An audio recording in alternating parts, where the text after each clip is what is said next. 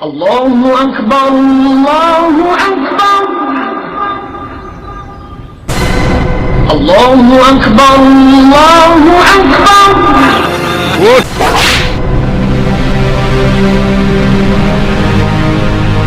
حضرت بلال حبشی رضی اللہ تعالی عنہ مشہور صحابی ہیں جو مسجد نبوی کے ہمیشہ موزن رہے. شروع میں ایک کافر کے غلام تھے. اسلام لے آئے جس کی وجہ سے طرح طرح کی تکلیفیں دی جاتی تھی. امیہ بن خلف جو مسلمانوں کا سخت دشمن تھا، ان کو سخت گرمی میں دوپہر کے وقت تاپتی ہوئی ریت پر سیدھا لٹا کر ان کے سینے پر پتھر کی بڑی چٹان رکھ دیتا تھا تاکہ وہ حرکت نہ کر سکے، اور کہتا تھا کہ اس حال میں مر جائے یا زندگی چاہے تو اسلام سے ہٹ جائے. مگر وہ اس حال میں بھی احد احد کہتے تھے، یعنی معبود ایک ہی ہے. رات کو زنجیروں میں باندھ کر کوڑے لگائے جاتے اور اگلے دن ان زخموں کو گرم زمین پر ڈال کر اور زیادہ زخمی کیا جاتا تھا تاکہ وہ بے قرار ہو کر اسلام سے ہٹ جائے یا تڑپ تڑپ کر مر جائے. عذاب دینے والے اگتے جاتے. کبھی ابو جہل کا نمبر آتا، کبھی امیہ بن خلف کا.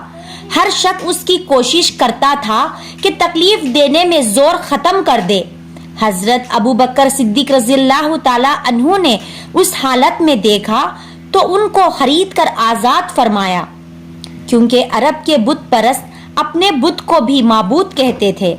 اس لیے ان کے مقابلے میں اسلام کی تعلیم توحید کی تھی، جس کی وجہ سے حضرت بلال رضی اللہ تعالی عنہ کی زبان پر ایک ہی کا ورد تھا. یہ تعلق اور عشق کی بات ہے. ہم جھوٹی محبتوں میں دیکھتے ہیں کہ جس سے محبت ہو جاتی ہے اس کا نام لینے میں لطف آتا ہے، بے فائدہ اس کو رد آ جاتا ہے. تو اللہ کی محبت کا کیا کہنا جو دین اور دنیا میں دونوں جگہ کام آنے والی ہیں. یہی وجہ ہے کہ حضرت بلال رضی اللہ تعالی عنہ کو ہر طرح سے ستایا جاتا تھا، سخت سے سخت تکلیفیں پہنچائی جاتی تھی. مکہ کے لڑکوں کے حوالے کیا جاتا تھا کہ ان کو گلی گوچوں میں چکر دیتے تھے، اور یہ تھے کہ ایک ہی رٹ لگائی تھی. اس کا یہ صلہ ملا کہ پھر حضور اکرم صلی اللہ علیہ وسلم کے دربار میں موزن بنے اور صف حضر میں درمیان ہمیشہ ان کی خدمت ان کے سپرد ہوئی.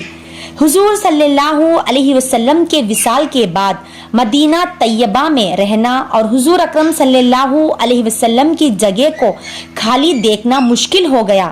اس لیے اپنی زندگی کے جتنے دن ہیں جہاد میں گزارو.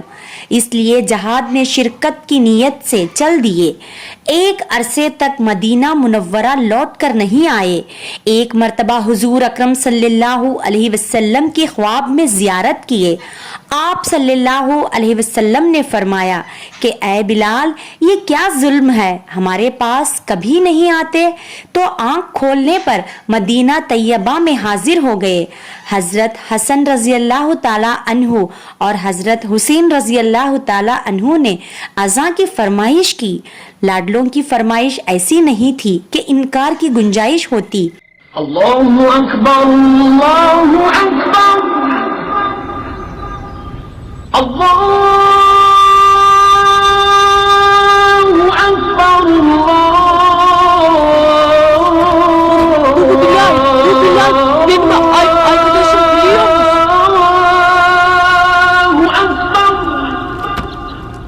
اشهد ان لا اله الا اللہ. اذان کہنا شروع کی اور مدینہ میں حضور صلی اللہ علیہ وسلم کے زمانے کی اذان کانوں میں پڑھ کر کوہرام مچ گیا اور عورتیں تک روتی ہوئی گھر سے نکل پڑی. چند روز خیام کے بعد واپس ہوئی اور 60 ہجری کے قریب دمشق میں آپ کا وصال ہوا. اللہ تعالی ہم سب کو قلب سلیم عطا فرمائے اور قرآن و حدیث پر چلنے کی توفیق عطا فرمائے. آمین.